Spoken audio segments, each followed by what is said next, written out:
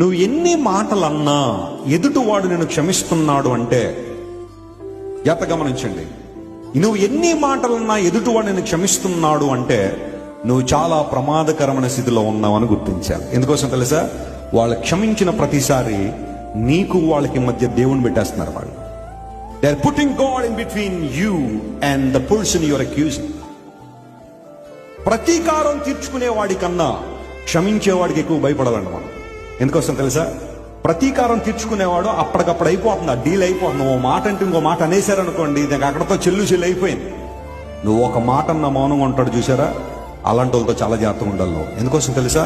వాళ్ళ మౌనం దేవుని తీసుకొచ్చేస్తుంది మధ్యలోకి. వారి పక్షంగా ఎవరు నిలబడిపోతాడు.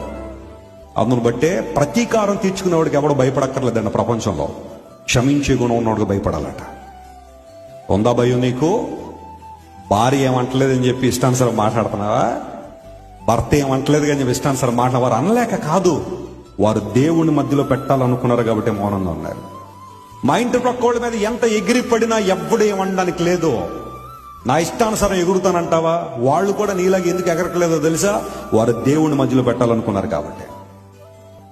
తోటి విశ్వాసి నేను ఎన్ని మాటలన్నా పడుతుందండి, నన్ను క్షమించేస్తుందండి, అందరూ బట్టి నా నోరు ఉంది కదా, ఇష్టానుసారం మాట్లాడతాను, నిందలు క్రియేట్ చేస్తాను, రోమర్లు క్రియేట్ చేస్తాను, ఎవడు నన్ను అడగడానికి లేదంటావా?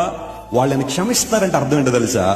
దేవుణ్ణి ఆ వ్యాధ్యానికి తీసుకొచ్చేశారు, దేవునికి ఆ వ్యాధ్యాన్ని అప్పగించేశారు. అందరూ బట్టి ప్రతీకారం తీర్చుకునేవాడికి ఎప్పుడు నువ్వు భయపడక్కర్లా, క్షమించేవాడికి మాత్రం భయపడాలి.